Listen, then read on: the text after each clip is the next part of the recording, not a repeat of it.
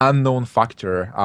It's hard to say that he's a black horse of this tournament, but still, what do you ban? Like, you don't have any information about the player. You have only the interview. Like, if you're into information, like are you and Thighs, you definitely read the interview about what's his favorite class, what are his strong sides and his like bad sides. Basically, playing versus those players like Forsen and Namaz, you ban their favorite class, like Rogue, Priest. But Lucky, I guess, you just go safe and ban Druid, right?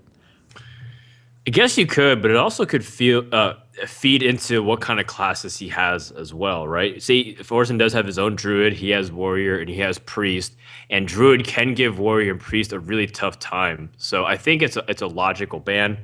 It feels like it'd be matched up pretty well, but you can kind of make the same argument for something like shaman. Shaman can also be good against warrior and druid. So I think it depends on how Forsen wants to approach this series and his matchups. And with this, I feel like he's going to lead off with Druid based off what he has, and what's based off what his opponent's running too. The Rogue, Shaman, and now the Hunter. Oh, yeah, no, we see the matchups already here. I was actually looking at the classes, and I didn't see the decks that were chosen on the sides. My apologies. And it is Okay, Druid. So no in the end, I worries. made a good prediction that was extremely obvious to everyone that was watching. Kind of, yeah. So Well, the game has started. The game has started, and we have Lucky on a coin with a web spinner, Savannah High main, and mhm. double tracking. He actually mulligans the tracking away. This is tough because you don't normally you don't want to start with tracking on turn one. You want to get into tracking at some point and like use it turn five maybe to get into that Savannah High main on or turn four, not turn one. So maybe mulliganing tracking is not that bad. And Forsen, he has an Innervate and he has well Angel of Lore and Druid of the Claw. Hard to say if this is good versus Hunter. Yeah, it's certainly interesting because tracking has been known to be one of the Hunter's best cards. That way you can get the cards you absolutely need. Wow, he pushes away the Savannah High main, which is a very interesting choice.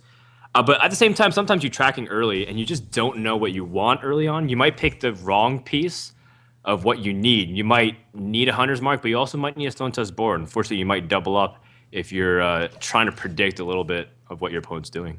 Double Innervate, this is kind of sick. If he gets a Yeti on turn two and then a Druid of the Claw on turn four, that might be pretty devastating. But on the other hand, Lucky has a pretty nice hand.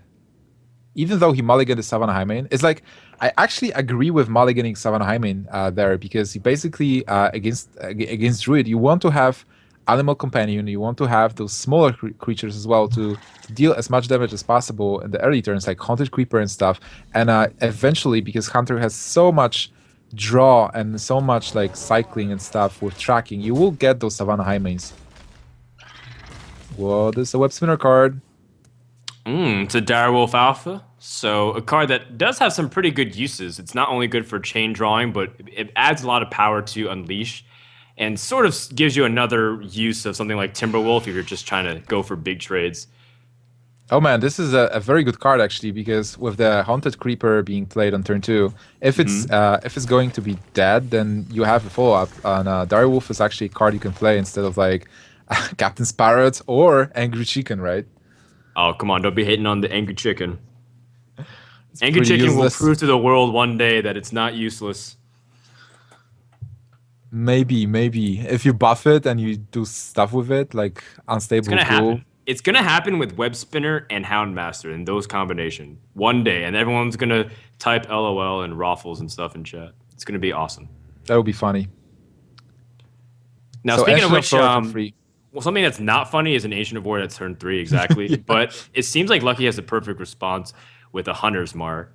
Now, how he chooses to follow it up is completely up to him. If he drops something like Scavenging Hyena and puts a 4/3, but then you set yourself up for Swipe, and that might feel like an obvious play, but you just have to kind of weigh the cost benefit of trading immediately and placing something on the board. It's kind of a play that I really like. It's a high risk, high reward play. If you do it and there is no swipe, your board is so strong and so powerful with a 4 free hyena and double spiders, and you can do so much stuff on the following turn. But if there is a swipe, you're pretty much behind. But still, even if there is a swipe, the board will be just clear, and you will be able to play cards next turn anyway. So definitely a good play here. I think so. You also have the ability to refill your hand with Starving Buzzard and Unleash anyways. So Lucky off to Oh a my good god, there start. is a swipe! That top deck from That's a swipe! Forsen. Ooh. And that's exactly what the doctor ordered. Back over to Lucky. He draws his Lotad, which you could push out, or you can also just play it slow, drop his Direwolf Alpha, put something on the board, and hero power, which there is something said to constantly just hero power. He's going to go for the Lotad play, which makes total sense. But at the same time, if you keep hero powering and squeezing it in, eventually Druid will get lowered to the point where maybe you have burst potential if he's running things like Leroy. Yeah, Lothab is not bad in here. Like, basically, in normal situations, you want to keep Lothab for the later turns to stop the combo, but you know you're facing kind of like a mid-range druid, and Lothab turn 2 is such a big minion, so you can keep momentum, you can keep dealing damage, and it's pretty good for Hunter at this point. Sure. Also, he can trade easily with Direwolf Alpha, doing that +1 here to Lothab, so a pretty good trade with the 4/6.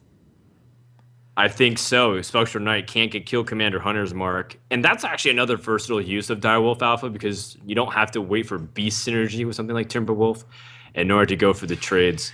So I like it. He's going to draw a card off of Starving Buzzard, and maybe he can kind of get something else too if he gets to pick something nice off of it. Yeah, and again, I like this play again because you've seen one swipe, and now you're risking it to get. And he gets a Savannah Hymen out of this. Oh my god, this is so good for him.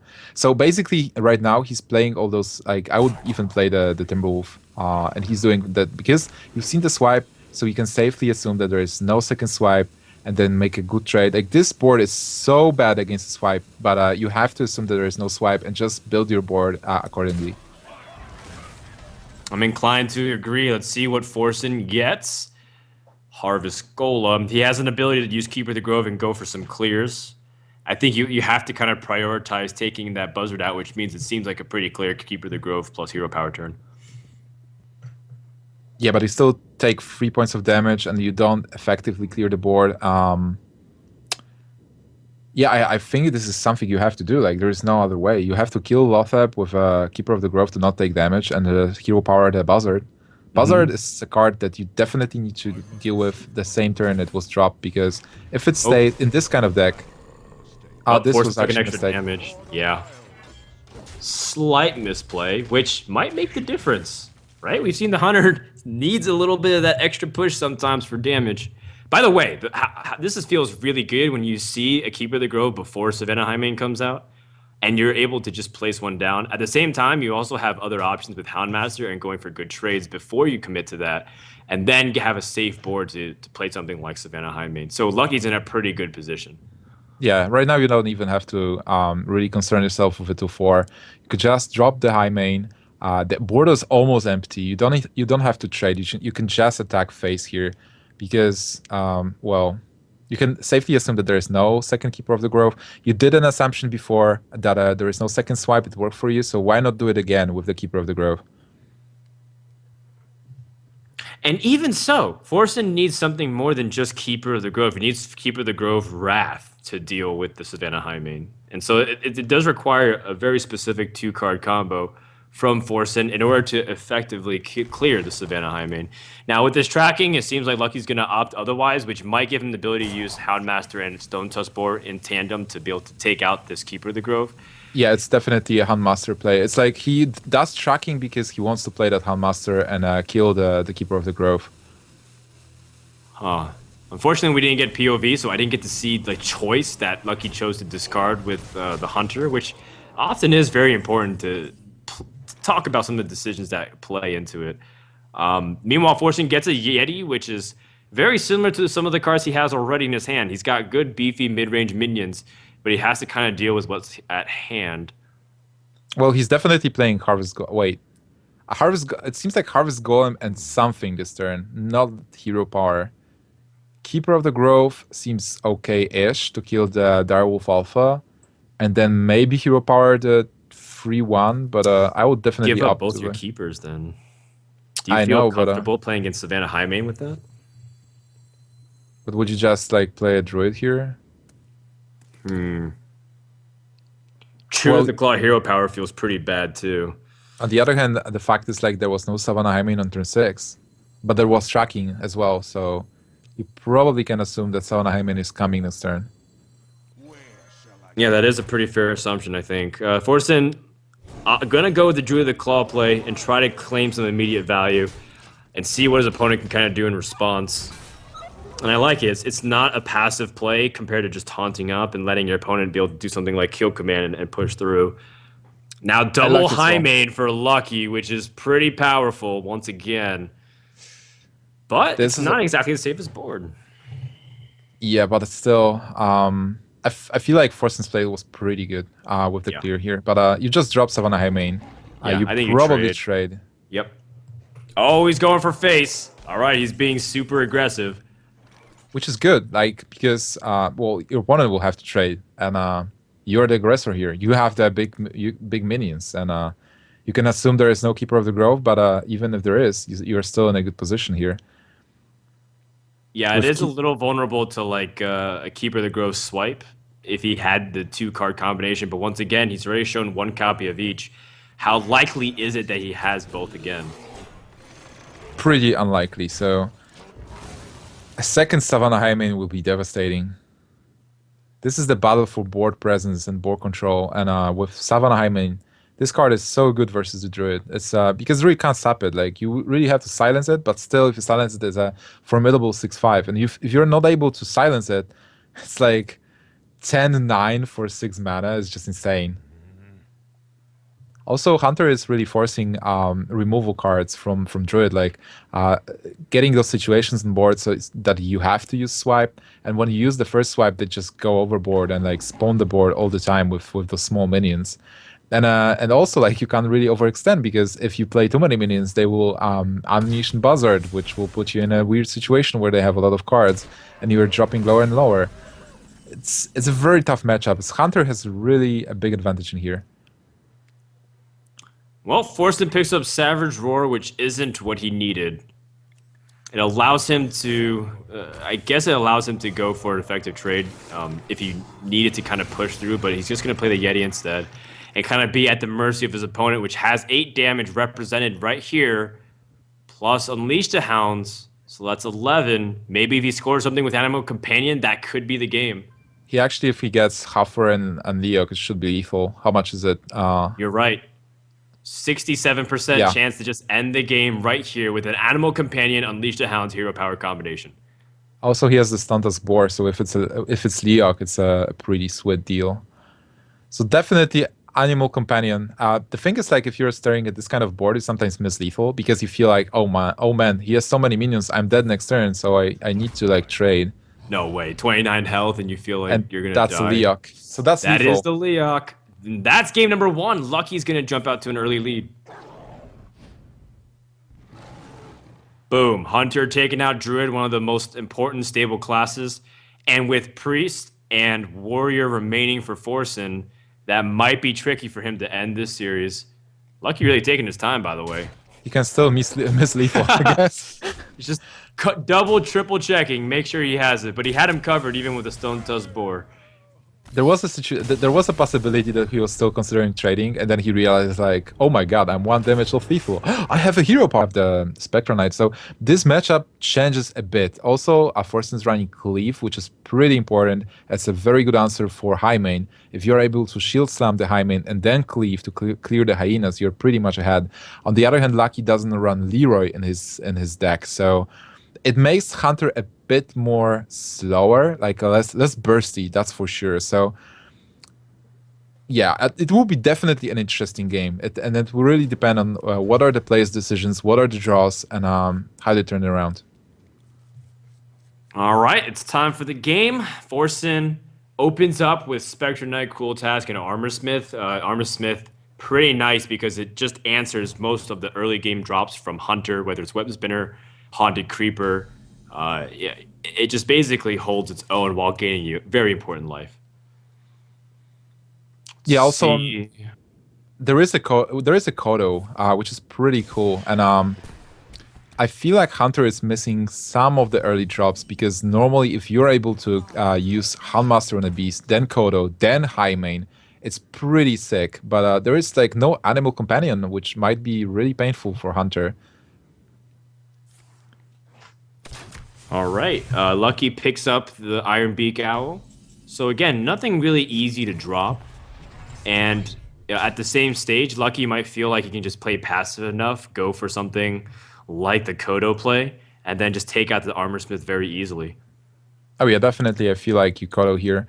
Um, Wait, you But you don't can't. Kodo here. You So I'm can't. You saying can't. he's Yeah. passing, If you and would then Kodo here, this would be so sick. Like Kodo the 1-4 and the follow up turn 4 with a Handmaster. But doesn't work that way. And yeah. this was exactly what I was talking about. The turn 3 pass with a hero power, Mm. where if you could play something like an animal companion or even a Crocolisk, he's not running Crocolisk, but if you would have one, it would be Whatever you so good. drop off the web spinner, right? It just allows you to build the board to also continue to shred the armor slash pressure the warrior in a very awkward way. Now, Lucky's also all of a sudden facing a pretty tough situation. Ideally, he would like to Kodo the Armor Smith, but now all he can Kodo is the cool Taskmaster. So how does this change the play? Even like if you have a Stone Tusk Boar, it would be great because then Boar coin the Handmaster and trade with a 3/3 to be able to play Kodo next turn. But he's missing the card. So what do you even do? Like, do you coin the Kodo? I guess because then you kill the 2/2. You have a 3/5, which is pretty nice, and then you have a good follow up with the Handmaster, or even Lothab if you want to develop the board into Savannah High Main turn 6. Yeah, I think the Kodo still comes out without question. Forsen did make a good heads up play to make sure that he wouldn't get caught by that. Spectre Knight can also be retaliation and allow him to continue to seize back the board. And if something like Houndmaster comes out, this Black Knight is going to get insane value. Look at that Spectral Knight in here. Normally versus Hunter, this guy will be just eaten by anything. Like Kodo into a 3/3, then it's Deadly Shot. It's like Hunter's Mark or like even Kill Command with something. Now it's kind of like unkillable, it feels like. Because even if there is like Buzzard and Unleash, it's tough. It's like not easy to kill this guy at this point. And even if you do, you lose a lot of potential with like minions and damage and board. So I really like Spectral Knight in Warrior, in every deck actually. One of my favorite cards in the set. It's just that 6 health is so effective. It puts you in such good trading range that it's very difficult for people to piece things together without using spells. Lucky is also, by the way, planning on how he can potentially drop things like Hymain, and not necessarily the next turn, but how can you kind of set up the board safely, so that way you can be able to answer what's on the board. He's going to play his Loteb to try and stall out the warrior from being able to effectively remove, but that might give Forsen an opportunity to strike back depending on when he draws. Well, Whirlwind Oh, is he's in it. kind of locked. Yep. I feel like Lothab was pretty nice because turn 6 is not usually not a turn that the warrior plays something. Like if there is Cairn, you definitely play it, but other than that, it's like you play spells in turn 6. So well, Forsen is kind of locked. Like without he can't play Gorehall. Playing Black Knight might actually be an okay play in here to just develop the board. Because what do you expect? Like you only expect Handmaster to give taunts, and Black Knight would just develop the board being something big. Second Houndmaster being drawn for Lucky. Do you feel like this is no? I don't think it's a safe enough board to draw Pymain though, because he I has 6 armor, and I f- you might be asking for trouble. yeah, I feel like it's an Unleash turn. Because there is a Timberwolf, so you Buzzard, Unleash, and Timberwolf to draw 3 cards, easily kill the board and push with damage as well. Basically, against the warrior, you won't have that many chances to actually draw 2 cards out of Buzzard and Unleash. So if you have a chance, you definitely take it. All right, so he draws one Timberwolf. He draws another Haunted Creeper, so it allows him to go for a full effective clear. I think this is so important, using a lot of these small minions and trying to just shred your opponent's armor, making it tough for Forsen to deal with it. Now, Whirlwind is a very important card, so that way you can kind of address the board. But at the same time, this is what Hunter needs to do. It's one of the keys to victory in this matchup. Yeah, and Whirlwind doesn't clear completely because Kodo has 2 health. So now you have to decide what do you do. Definitely draw first. Double Whirlwind, not really. Well, you might have be Fiery forced to War slam. Axe. So do you War Axe or Slam? It's like you just armor up, so it's kind of like a waste to now remove the armor. by attacking into a free attack Kodo. At the same time, you don't exactly have a shield slam yet, so at the same, you might be valuing something that you don't have guarantee of. I completely understand if you use slam or whirlwind, one of these removal options, but at the same time, I don't think you can kind of fault him for falling down to 4 armor. Yeah, I unfortunately I think the Fireworks is the best play in here because you don't want to get rid of a second Whirlwind. You want to have answers because your opponent has so many cards, and on the other hand, Slam can trade into cards. So I'd probably use the Fireworks in here. Okay, well, he's going to go for the whirlwind instead, and that allows him to squeeze into hero power to potentially be able to stay alive as long as you can, as well as if he draws the shield slam and he takes a little bit from hero power, he can kind of push it out while using gore howl as removal. So he's got a lot of ways to squeeze in if he draws the shield slam, but that won't stop Lucky from dropping this Savannah High main Web and Spinner hype. forcing his opponent to have it. There is Oh, a that's web. one of the worst draws Forsen could Oh have. man, so many That weapons. stinks. That sucks. When you draw all the weapons in your deck, you feel pretty bad that you don't, or you're not able to push it out fast enough. On the silver lining, though, is that he is able to kind of deal with the first body of this Savannah High main, but Lucky's already kind of dealing with it the way he wants to. He's able to push damage out. He's got Houndmaster to follow this up. He's He got has a plenty of Timberwolf. cards to continue to pressure. He has so many cards. It's incredible. Like he can play Animal Companion to see what he gets, and then play a Timberwolf. Houndmaster, like now being lucky, you really you just play around Brawl, I guess. Like you want to deal as much damage as possible without like losing the cards and losing the hand potential. But he can well even play double Houndmaster here and just attack for 9. But I think I would keep my Houndmasters, play Animal Companion, see what I get. Probably a Timberwolf, then Hero Power, I guess. It's tough. It's like if you have so many choices, it's really tough to decide what you want to play and what are you playing around. Haunted Creeper definitely a good card to play if you're playing around Brawl. Well, it looks like he's choosing the first Houndmaster. I think you can't really fault him. He's got to. He can start building up the board. The Animal Companion sometimes plays into something like Huffer, and it might be able to push out the damage, but it's also susceptible to removal. Yeah, this board is pretty nice for him because even if there is a Brawl, he still has a very nice hand as a follow up if the board is cleared, and he has 2 minions Yep. with the Fraddle. The idea was if he didn't have a way to deal with this 4/4, then the Fireworks would have to also go straight into it. So Forsen did fortunately have the Black Knight and able to pick up value from there. And Lucky tried to go for a blowout from that point on, but I don't think you can blame him. He still has ways to continue on this pressure. He can kill off this Black Knight, still push out damage, still has the Animal Companion and Timberwolf to kind of seal the deal. This Black Knight is a really nice target for a kill command. Most of the 5 health minions, like in the situation where you have a board and a board has potential with regards to the Fraddle and stuff, you definitely want to use kill command as a removal card because it's like 3 mana and you deal with a 6 mana card. It's a great deal here, and then you have a lot of mana to follow up with anything you want. I have no qualms with that whatsoever. I would like something like the Animal Companion to come out, but he's going to go for Houndmaster #2. I think it's okay. You just kind of continue to annoy your opponent down. If he has something like a second Fiery War Axe, it's still going to be a nightmare for him. Forsen's down to 16 health and staring at a huge amount the following turn as well. Forsen's definitely living in a nightmare right now. He gets a shield block, but he needs a board wipe, kind of. Like, he needs to remove the whole board. He used both Whirlwinds before. He still has a Brawl, and he still has some of Unstable Ghouls in here.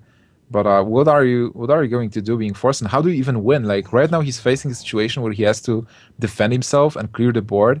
But he has no follow-up. Like, he has no win potential in his hand. He gets the Ghoul. Does it help him, actually?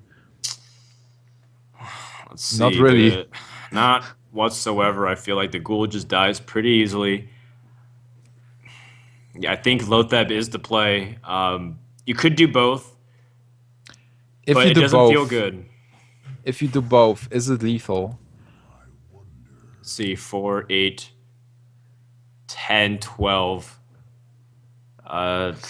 Unleash plus Timberwolf.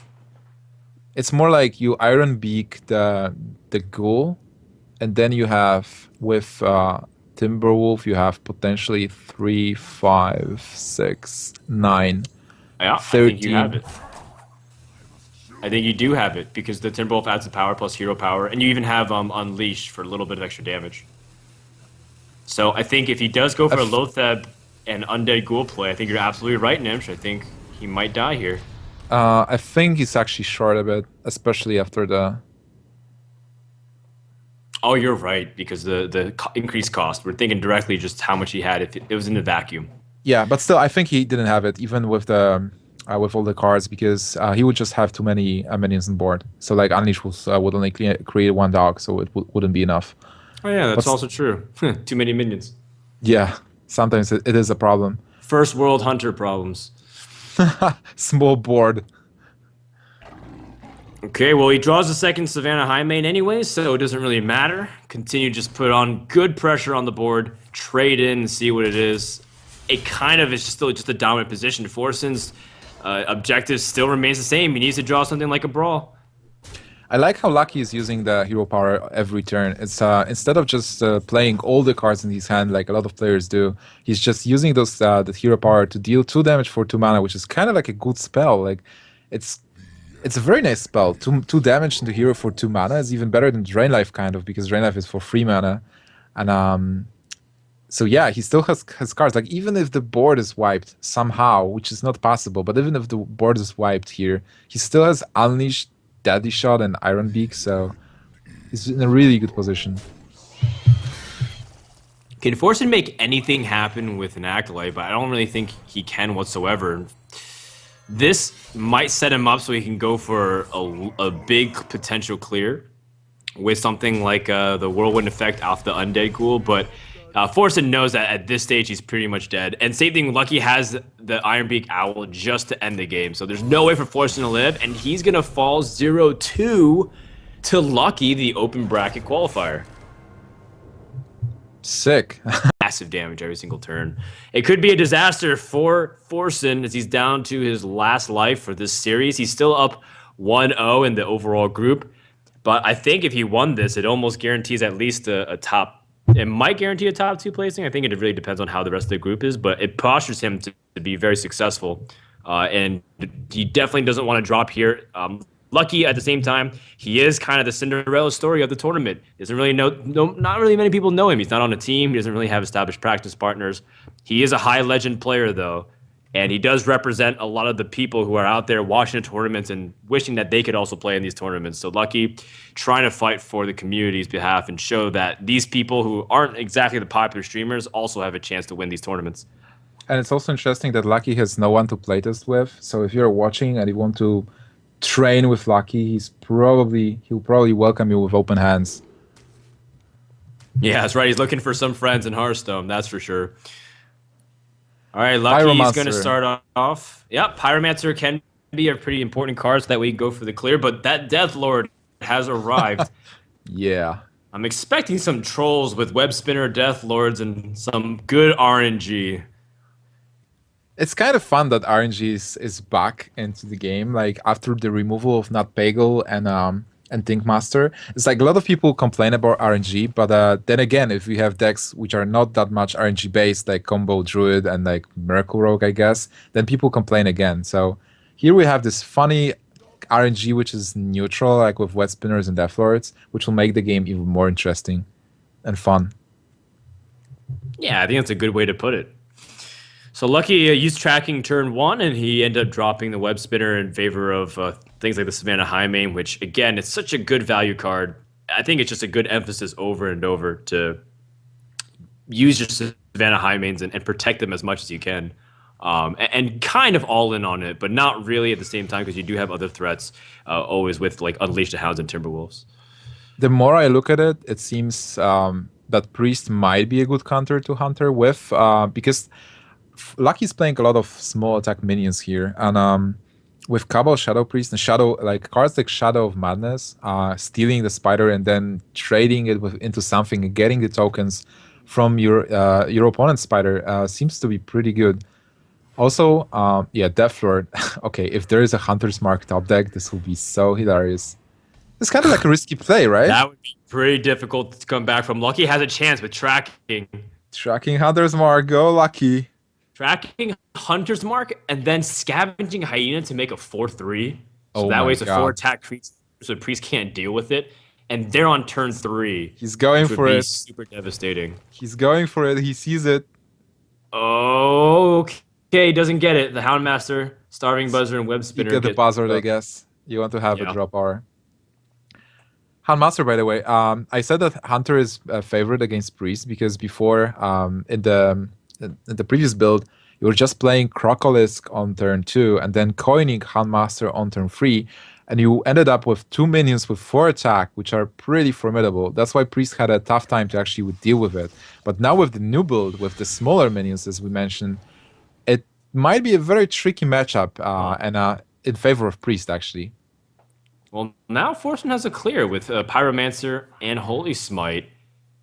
And now Priest controls the board.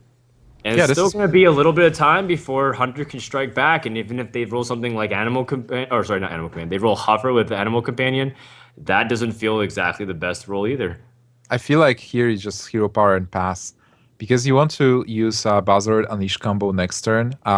Ideally, if your opponent plays a second minion, like a third minion, which he probably wants, but there is a chance, and then you will draw like 3 cards, and you can possibly draw into that Hunter's Mark to get it's all like board swap. How about the Kodo on the Death Lord? 2-6 destroyed by Oh, Battlecry. definitely Kodo next turn is also devastating. It really depends like what your opponent does. If he plays a minion, you can Unleash and Buzzard. If he doesn't play a minion, you just Kodo for the win, kind of. And then you get a web spinner. You will be kind of sad. No, he already discarded both web spinners though in his trackings. I was Really, so both are sad gone? about that. Yeah, Okay, one both are was gone. nice. All Okay, I right, guess Priest Kodo. striking back. I think Kodo is the Kodo call. into Savannah High Main. Okay, what do you say he will get? A minion. I say it's like a haunted creeper. Or yeah, something Boar. small like that. Yeah, Ah, it's the I Stone call it. Dust Boar. So I guess I win. Congratulations. Yeah, but I guess Lucky is not that happy about me winning here with the call of the Stontas Boar. I Yeah. get, That 1 mana tempo actually does nothing. With the Shadow Word Pain, he actually gets another board clear. This is very important for Priest to just continue to stabilize and stall out. And he does have these taunters like Senjin to eventually turn the tides. but now we'll see Savannah Hymen, I guess, or do you clear the free two? The thing is like, if you expect Holy Fire, would you be Yeah, scared or to play Shadow Word Savannah? Death. Shadow Word Death would actually be even worse because that allows him to squeeze in mana to go for a full board clear once again. Oh, he gets Mass Dispo. Wait, Mass Dispel. Hold on. Yeah, Oh, well, you can't do if anything with that. interesting. Okay. So he opts not to use Holy Fire and just chooses to ignore it. Well, Holy Fire would just kill the Savannah Hymen and not really clear the board. He would be able to attack into one of the hyenas, but one would be still there. So, but now you definitely unleash. Not to mention that he also has been putting a lot of pressure on his opponent. This Unleashed is going to come out, like you mentioned. And he does have the Hunter's Mark to kind of burst through. Ooh, Timberwolf is a nice draw, too, to continue the process of drawing and be able to push through. Timberwolf is But very important because he will be able to kill the Pyromancer with one of the dogs, so he can easily use the instead of just trading with Savannah Hymen, like Savannah Hymen using Savannah Hymen to kill the Senjin, he can just hero Hunter's Mark the Senjin and clear the board. the thing about using the Savannah Highmane to trade into it is that you open yourself up to a Holy Nova, and then you lose a lot of the board immediately. Versus, I mean, you kind of already do the same thing anyways, but I think you want to protect the Highmane as much as you can. Oh yeah, definitely. That's why the Timberwolf was so important because without it, he will have to probably kill the Senjin with the lion. This feels like a Mass Dispel turn to try to destroy everything with the Pyromancer, but he did hesitate for 1 second to see if there was any other play with something like, you never know, Shadow Madness and get value. Well, It's it said cool. It's so cool, by the way, that Mass Dispel is seeing play. It's a card that people said was useless for a long time. I feel like people predicted that this card will be used again with the rise of Naxxramas. Definitely, after we get the next wing and people start playing cards like Undertaker and like even more Devral cards. But it's this time he got a lot of value out of it. Like he dispelled the whole board, he kind of cleared it, and also drew a card. Meanwhile, Lucky kind of weighing out his options, seeing what he can draw with his Darving Buzzard. Animal Companion, I assume, is coming out here. I would Or is it love just to see Unleash? Lothep here. Like instead of just playing Buzzard, you can play Lothep, Animal Companion, and then kind of go face because your opponent should be able to play only one ability, Hmm. like one spell, He really respects the Pyromancer. I guess. Yeah, he doesn't want him to go for any more board clears. This is also fine. Yeah, This that might be Misha is a very big, important role because that's difficult to deal with. Right now, he only can get cleared by something. I think it's like a Circle of Healing play, and he doesn't have it. well. So Lucky will definitely seal the deal with Lothep next turn. And Forsen also has to use Holy Fire as removal, where he definitely was going for the race here. So he wanted to deal as much damage as possible and then kill his opponents with this Holy Fire. Here he is forced to actually use it as a removal card. So now Lothep Yeah. doesn't look that tasty. Or maybe it does. Wait, if you Lothep and you buff the Misha with Handmaster, it's like deal 6 damage and kind of develop a really dangerous board with 6/6, 5/5, and a 4/3, and your opponent won't be able to play any spells, and then you still have removal cards for the next turn as a follow up. I like it. Sounds good. I think it Sounds positions yourself to lethal very nicely. And it sets up for the sweep because he is up 2-0 and Forsen could be looking at a loss in his second series unless he's able to kind of turn it around here. well, he can play a Belcher and heal for 2, I guess. Yeah, this is Eight the power mana of Lothep. costs Shadow Word Death.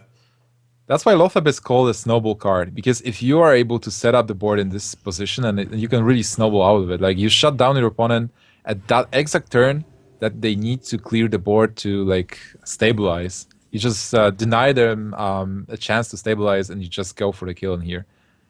I believe this should be it. You have enough for Deadly Shot, Kill Command, Kill and command, Hero hero Power, power. and that should push it through. Forsen is going to drop the second series, and Lucky, the surprise of the tournament, will end up winning his second series with a 1-1 score.